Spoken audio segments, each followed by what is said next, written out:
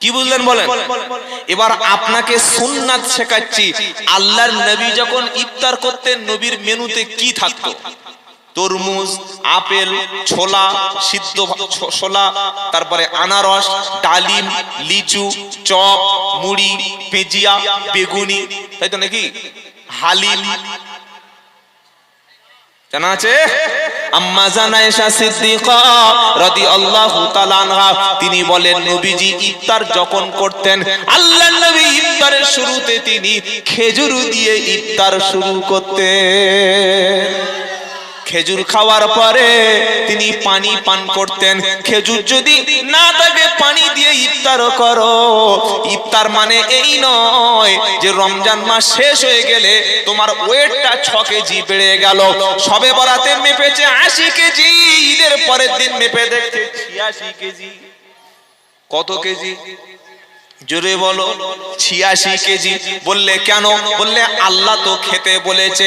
আল্লাহ সাথে সাথে বলেছে, কুলু ওয়াশরাবু ওয়ালা তুসরিফু ইন্নাহু লা ইউহিব্বুল মুসরিফিন।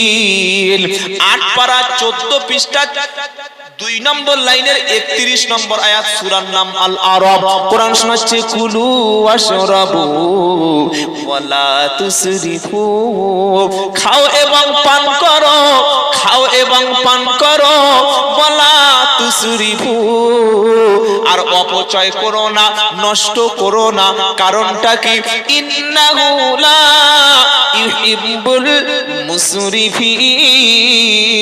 আল্লাহ তাআলা অপচয়কারীকে, খাদ্য নষ্টকারীকে, কোন অপচয়কারীকে আমার আল্লাহ কখনো ভালো। আর অপচয় করে যারা, তারা শয়তানের ভাই। বললে এটা কোথায় খুঁজে পাই? তো এবার কোরআনটা খোলা চাই। ইন্নাল মুবাদ্দিরিনা কানু ইখওয়ানাশ শায়াতিন ওয়া কানাশ শাইতানু লিরাব্বিহি কাফুরা। 15 পারা 3 পৃষ্ঠা 13 নম্বর লাইনে 27 নম্বর আয়াত, সূরা বানী ইসরাইল। নাম্বারটা কেন বলছি? যাতে আমার ভণ্ডামিটা আপনারা ধরতে পারেন যে সত্যটা বললাম না মিথ্যা বললাম। যখন বক্তার বক্তব্য শুনবেন, ঘটনা যদি শোনেন, শুনবেন এটা হাদিস থেকে বলছে কিনা। বুখারী, মুসলিম, তিরমিজি, আবু দাউদ, নাসাই, ইবনে মাজাহ, মিশকাতুল মাসাবি, যত হাদিসের কিতাব আছে তার মধ্যে থেকে যদি প্রমাণ দিয়ে কথা বলে, বুঝতে হবে কথাটা নবীর কথা। যদি কোরআন দিয়ে কথা বলে, বুঝতে হবে কথাটা আল্লাহর কথা। বক্তার বক্তব্যের মাঝখানে যখন আল্লাহর কালাম থাকবে না, নবীর হাদিস যখন থাকবে না, তখন বুঝে নিতে হবে যেটা বলেছে আল্লাহরও না, রাসূলেরও না, এটা বক্তারও মেডিন। বুঝতে পেরেছেন? পারেন 2 ঘন্টা বক্তব্য করলো, একটা কোরআনের আয়াত নাই। মঞ্চে স্টেজে বড় বড় আলেম ওলামারা বসে আছে।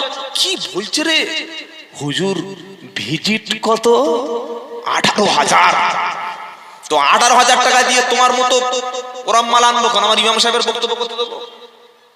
এই বাবাজিরা, 18,000 টাকা বক্তাকে যদি একটা কোরআনের আয়াত না পাই, একটা হাদিস না পাই, হারামের টাকা না সুদের টাকা নাকি জলসা সরকারি টাকা? সরকার জলসা দিচ্ছে নাকি? হ্যাঁ, জনগণের টাকা।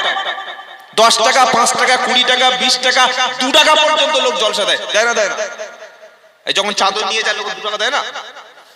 এই টাকায় টাকা জমিয়ে জমিয়ে 18,000-এর মাল, কোরআন নাই, হাদিস নাই। 2 ঘন্টা চলে গেল। নামার সময় বলছে, বাবা তেমন কিছু বলতে পারলাম না বাবা, অনেক কিছু বলার ছিল। আল্লাহ যদি দয়া করে সময় দেয়, আগামীতে যদি আশেপাশে কোনো জায়গায় আসি, আবার 18,000 নেবো, আর এবার বলে যাবো। তাই তো নাকি? মানে পাশে এক জায়গায় কল ফুটে যায়। কথা বুঝেছেন? আল্লাহ যেন এরকম ধাপ্পাবাজদের সামনাসামনি ধরার তৌফিক দান করে বলুন আমি। এটা শুনে আপনাদের কষ্ট হলো নাকি? আপনি টাকা দেবে, মাল নেবেন, দেখে নেবেন না? ছাগল কিনতে গেছে, এই গরু কিনতে গেছে, গরুর দুধ খাবে বলে। গরুর দুধ vitamin, protein, mineral, fat. Doctor বলেছে গরুর দুধ খেতে হবে। আপনাদের গরু হাট কোথায়? পাঁশকুড়ায় চরঙ্গি। চরঙ্গি গরু কিনতে গিয়ে বললে কোন গরুর দুধ হয়? বললে জার্সি আছে, তারপরে সে বড় বড় এর গরু। কত দাম? 40,000 টাকা। কটা দুধ দেবে? বলে প্রত্যেক দিন কমপক্ষে 5 লিটার দেবে। তো একটা গরু প্রচুর দেখেছে, গরু খুঁজে খুঁজে খুঁজে খুঁজে কোনো গরুই পছন্দ হলো না। শেষে একটা গরু দেখছে এরকম লাল টকটক টকটক করছে, বুঝলেন, আর এরকম বাঁকা শিং। বলছে এই মালটা পছন্দ। ও কি মাল, মেল না ফিমেল ওটা দেখে নাই, ও শিং দেখে মারলে চলে এসে। কি বাড়িতে এসে বউ বলছে কই গরু এনেছো? মেয়েরা তো চালাক, এই কাঁচের গ্লাস। মেয়েরা গরুর পিছন থেকে বলছে সেটা এড়ে গরু। কি গরু? তো বক না মাল, তুমি দেখে আনো নি কি মাল এনেছো? তোমার দুধ কই? বলছে আমার দুধ কেন? গরুর দুধ। বলছে গরুর দুধটা কই? ও থাকার দরকার 4টে, ও তো আছে 2টো। কি বুঝলেন? ও দুধ দেবে? গরু কিনতে গিয়ে যদি ভালো করে দেখে নেন পুরুষ গরু না নারী গরু, মেল না ফিমেল, এড়ে গরু না গাই গরু, দেখে নিতে হয় না? হয় না? 40,000 টাকা দিয়ে মাল নিয়ে চলে এসছে, বাড়ি এসে দেখছে এড়ে গরু। দুধ দুইতে গিয়ে এমন লাথি মেরেছে দাঁত উড়ে চলে গেছে। তো যাকে দুধ নেবে বলে এনেছেন মালের দুধ আছে। আল্লাহ আমাদের সত্যটাকে মারার তৌফিক দান করুন, আমিন। জাতি ঠকছে। ইমামের 10,000 টাকা বেতন দিলে হুজুর গরিব এলাকা একটু কম করে নেন, আর বক্তার টাকাটা গুনে দিয়েছেন, গুনে দিচ্ছেন, দিন আমাকেও গুনে দেবেন। কিন্তু আপনি কি নিলেন, আপনি কি পেলেন, আপনার সমাজে কি দিল, এটা একটু ক্যালকুলেশন করবেন। এটা বললে আমি জানি এখানে জীবনে কেউ দাওয়াতও করবে না, আর আল্লাহর রহমতে একবার যেখানে আসি ওই শেষ আসি, জীবনে আর সেখানে যাই না। বাবাজিরা আপনাদের কষ্টের টাকা, মেহনতের টাকা গুনে নেবেন, গুনে দেবেন, কাজ নিয়ে নেবেন। কথা মনে থাকবে? কথা মনে থাকবে ইনশাআল্লাহ। তো যে কথাটা আপনাদের শোনাচ্ছিলাম, রমজান মাসে তারাবিতে আল্লাহ তাআলা কি সিস্টেম সুন্দর চালু করে দিয়েছে। আল্লাহর নবী রমজান মাস আসলে কোরআন পড়তে শুরু করতেন। সুবহানাল্লাহ বলেন। রমজান মাস শুরু হলো, নবীজি কোরআন পড়তে শুরু করেছেন। কেমন ভাবে কোরআন তেলাওয়াত করবে আল্লাহ পাক তার হাবিবকে শোনাচ্ছেন। ইয়া আইয়ুহাল মুযাম্মিল কুমিল লাইলা ইল্লা কালিলা নিসফাহু আও ইনকুস মিনহু কালিলা আও জিদ আলাইহি ওয়া রাত্তিলিল কুরআনা তারতিলা।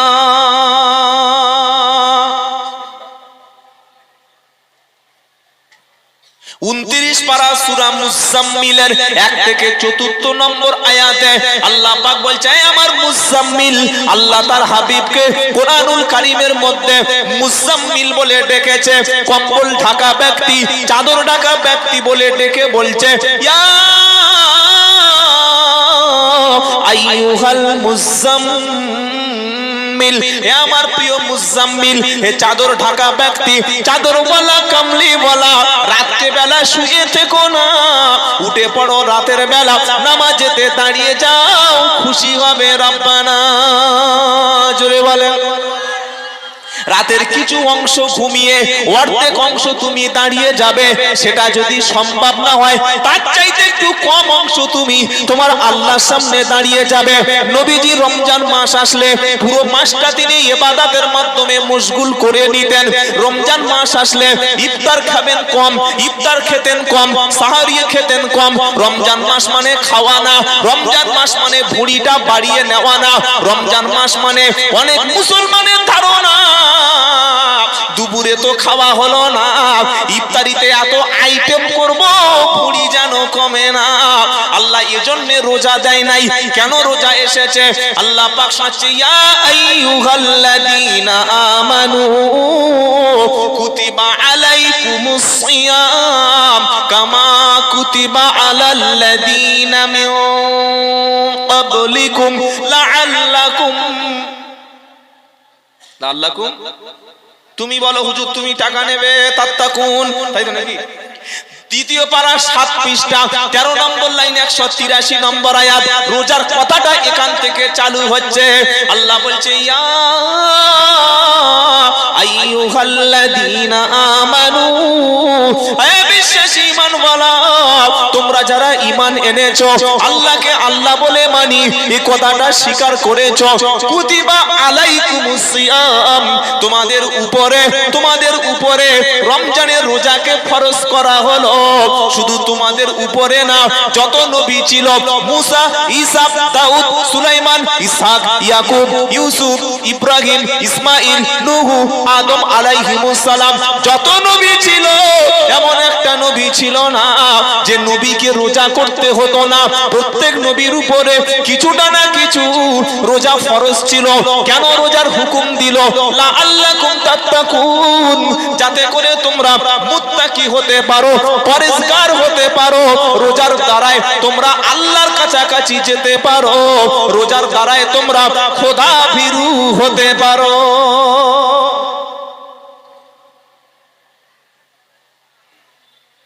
ইফতারে যখন বসেছেন, বসার আগে আপনার বাড়ির পাশে যারা বাস করে একটু খবর নেবেন যে তাদের ইফতার হচ্ছে কিনা। যে এতিম বাচ্চাটার মা মারা গেছে তার ইফতার আছে কিনা। যে বিধবা মা তার স্বামীকে হারিয়ে ফেলেছে, ওই বিধবা মা ইফতার পাচ্ছে তো। অনেক মুসলমান ইফতার করতে করতে তারাবি নামাজ কাজা, আজান হয়ে গেছে, খেজুর পানি দিয়ে শুরু হলো, কোন রকমের 3 রাকাত ফরজ 2 রাকাত সুন্নাত নামাজ পড়ছে, বলছিস চপটা ঠান্ডা হয়ে যাচ্ছে রে, কি তাড়াতাড়ি করে লাভ মেরে এসে পড়েছে খাবার প্লেট, পড়েই আপেল আনারস যা আছে উড়িয়ে দিয়েছে। পাকা 40 মিনিট ইফতার করেছে, 40 মিনিট। যখন উঠছে তখন আর দম ফেলতে পারছে না, সাপের মতো হাঁপাচ্ছে মালটা। এটা রোজা? এটা রোজা?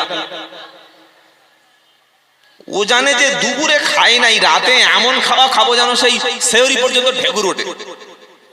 তারাবিতে গিয়ে পিছন থেকে এমন ঢেকুর তুলছে, হাফেজ সাহেব মনে করছে লোকমা দিচ্ছে। কি বুঝলে? এত ঢেকুর তুলছে। হাফেজ সাহেব কোরআন পড়তে পড়তে গুলিয়ে 1 পারা থেকে 17 পারা, 2 পারা থেকে 29 পারা, 3 পারা থেকে 22 পারা চলে গেছে। এটা রোজা না। রোজার শিক্ষা এই, তুমি সারাদিন সাহারি থেকে ইফতার পর্যন্ত খাওনি, আল্লাহ পরীক্ষা করছে। বিশ্বের মধ্যে 50 কোটি মানুষ প্রতিদিন রাতে না খেয়ে ঘুমায়। আর আমার ভাই যারা ফিলিস্তিনে এখন বেঁচে আছে, যারা বাইতুল মুকাদ্দাস বাঁচানোর জন্য, মুসলমানদের প্রথম কিবলা বাঁচানোর জন্য, যারা নিজেদের জন্মভূমি মাতৃভূমি নবীদের বেশিরভাগ আল্লাহ পাক ফিলিস্তিনে পাঠিয়েছেন, এই পবিত্র জন্মভূমি বাঁচানোর জন্য লড়াই যারা করছে, এই ফিলিস্তিনিদের 7 থেকে 6 লাখ মুসলমান আজ 1 সপ্তাহ খাবার শেষ। তারা ঘাস আর গাছের পাতা খেয়ে বেঁচে আছে। এটা পেপারে খবরে কোনোদিন দেখেননি আপনারা? এটা দেখার পরে সন্ধ্যাবেলা ইফতারিতে 6 রকম আইটেম হয় কি করে? বউকে বলছে তোর আসরে নামাজ পড়তে হবে না, আসর নামাজ পড়তে হবে নি। বলে কেন? চপ, ছোলা, খেজুর রেডি কর। এটা রোজা না। রোজা মানে আপনি ত্যাগ করবেন, ডায়েট কন্ট্রোল করুন। আল্লাহ সবর করতে বলেছে, সবর করুন।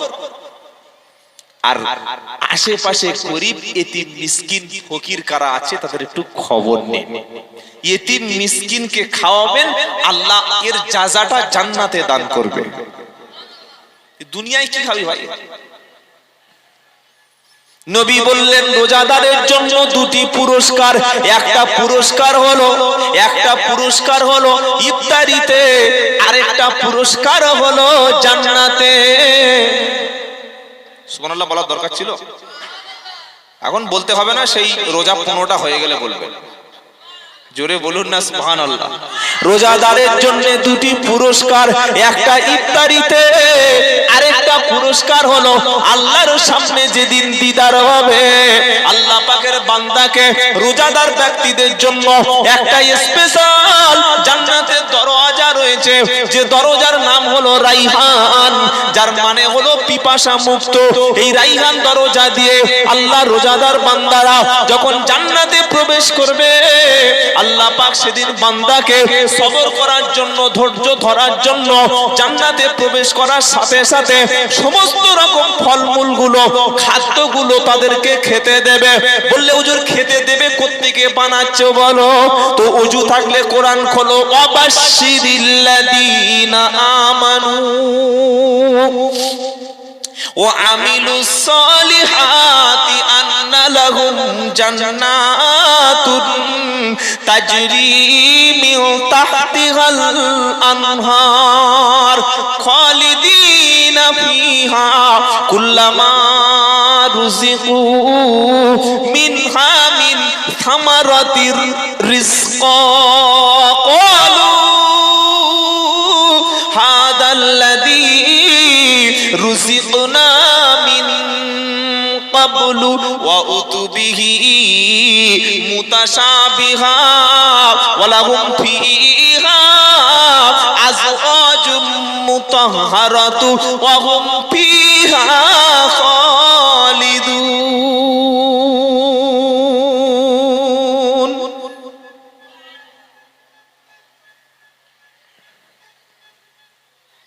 কোরআন শুনতে ভালো লাগে ইনশাআল্লাহ। আমরা তো ছেঁড়া ফাটা লোক, যারা প্রকৃত কারি তাদের তেলাওয়াত শুনলে যদি সামান্য ঈমান আপনার মধ্যে থাকে, চোখ থেকে পানি এসে যাবে। বলুন সুবহানাল্লাহ। নবীজি তেলাওয়াত করলে মুমিন তো দূরের কথা, কাফেররা বসে বসে কাঁদতেন। এটা কোরআনের সবচাইতে বড় মুজিজা। দুর্ভাগ্য জাতিকে কোরআন শেখাতে পারলাম না, বাপ হিসাবে ছেলেকে কোরআন জানাতে পারলাম না, স্বামী হিসাবে স্ত্রীর কাছে কোরআন তেলাওয়াত করতে শুনলাম না। অথচ আল্লাহর নবী আম্মাজান আয়েশা সিদ্দিকার উরুর উপরে মাথা দিয়ে শুয়ে মাঝে মাঝে কোরআন তেলাওয়াত করতেন। জোরে বলুন। এরকম কোন স্বামী আছে যে বিবির উরুর উপরে, কোলের উপর মাথা দিয়ে কোরআন তেলাওয়াত শুনেছি? আছে কোন আল্লাহর ওলি? দেখি একটু হাত তোলেন দেখি। Tower fail. কি ফেল বলো? Tower fail. ও বিবির কোলের উপরে কোরআন কি শোনাবে?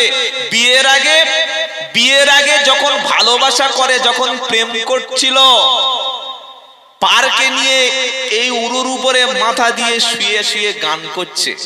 কি জানেন?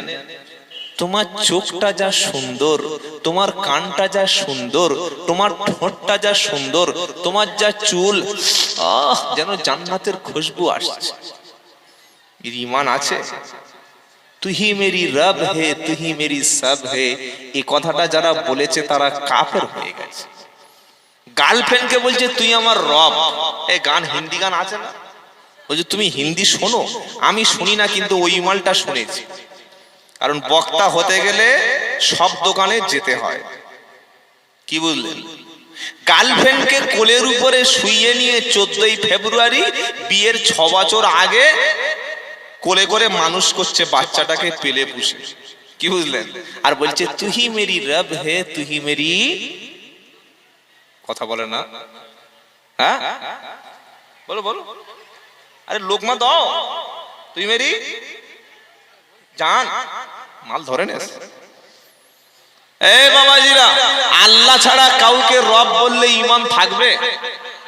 কেউ যদি ইমাম সাহেবকে বলে, ইমাম সাহেব তুমি আমার আল্লাহ জানো, তুমি আমার রব, তুমি আমাকে খাও, ও আল্লাহ, ঈমান থাকবে? কেউ যদি বউকে বলে সত্যি বউ, ও বাবা তোমার খুব ভালোবাসি জানো, আল্লাহর মতো ভালোবাসি, ঈমান থাকবে? আল্লাহর মতো পৃথিবীতে কাউকে ভালোবাসা যায় না। আল্লাহ রসুলকে আল্লাহ ভালোবাসতে বলেছে, কিন্তু আল্লাহর পরের ভালোবাসা রসুলের। সুবহানাল্লাহ বলে। কেউ যদি বলে আল্লাহ যেমন ভালোবাসি ঠিক ওই রকম আল্লাহর মতোই রাসূলের ভালোবাসি, ঈমান থাকবে না যাবে? চুপচাপ। আমি কি কবরস্থানে বক্তব্য করছি? কেউ যদি বলে আল্লাহকে যেমন ভালোবাসি রাসূলকে ভালোবাসি, কিন্তু আল্লাহ আর রাসূল দুজনে একই, দুজনকে সমান, দুজনের সমান, ঈমান থাকবে? আল্লাহকে ভালোবাসি রাসূলকে ভালোবাসি, তবে আল্লাহর পরেই হচ্ছে রাসূলের স্থান, আর কারণ নয়। বলুন না সুবহানাল্লাহ। তাই তো কবি বলছে, হে রাসূল তোমার ভালোবাসি অন্তর থেকে, শুধু মুখে না। জোরে হবে না? এইবার সুবহানাল্লাহ বলো। ট্রাফিক জ্যাম, ওই কবরস্থানগুলো একটু ভরিয়ে দাও। একটু আগে আসেন বাবার সামনে, প্রত্যেকে পিছনে তাকাবেন না, যার সামনে জায়গাটা আছে সে আগে আসেন। হে রাসূল, ভাই সবাই সবাই একটু জায়গা দিয়ে তো বসবে, কত আল্লাহর বান্দারা আসছে। আর ভাই যারা দাঁড়িয়ে আছেন, মহিলারা যাচ্ছে, আপনারা বুঝতে পারছেন না, একটু সাইড দিন না। এরা কারা ভাই? আসেন। লা ইলাহা ইল্লাল্লাহ, লা ইলাহা ইল্লাল্লাহ, লা ইলাহা ইল্লাল্লাহ মুহাম্মাদুর। হে রাসূল তোমার ভালোবাসি অন্তর থেকে, শুধু মুখে না। জান্নাতের আশায় শুধু নয় হে রাসূল, শুধু জাহান্নামের ভয় না। আরো জোরে নারে তাকবীর। তোমার পার আশায় মন ছুটে যায় মদিনা। হে রাসূল তবু কেন দেখা হলো না? হে রাসূল তোমার ভালোবাসি অন্তর থেকে, শুধু মুখে না। জান্নাতের আশায় শুধু নয় হে রাসূল, শুধু জাহান্নামের ভয় না।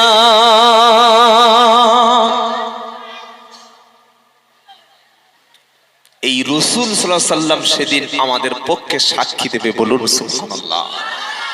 যারা এসেছেন, আসছেন, আসবেন, আল্লাহ তাআলা সবার অন্তরে যেন রাসূলের মহব্বত, সবার চরিত্রে নবীর সুন্নাত পয়দা করে দেয়। বলুন আমিন। নবীর কাছে সবচাইতে কে থাকবে জানেন? যার মধ্যে রাসূলের সুন্নাত বেশি আছে, যার চরিত্রে, যার খাওয়াতে, শোয়াতে, ঘুমানোতে, বিয়ে করতে, চাষবাসে, লেনদেনে, যার জিন্দেগিটা নবীর পরিপূর্ণ অনুসরণ করে, সেই ব্যক্তি কিয়ামতের দিন নবীর সবচাইতে পাশে থাকবে, কাছে থাকবে। আর মুখে ইয়া রাসূলুল্লাহ তোমার ছাড়া বাঁচবো না, মনটা যেন মদিনায় উড়ে চলে যায়, আর ফজরের সময় লুঙ্গি খুলে পড়ে আছে, খবর নাই, উমাল নবীর কাছে চান্স পাবে না। কি বুঝলেন?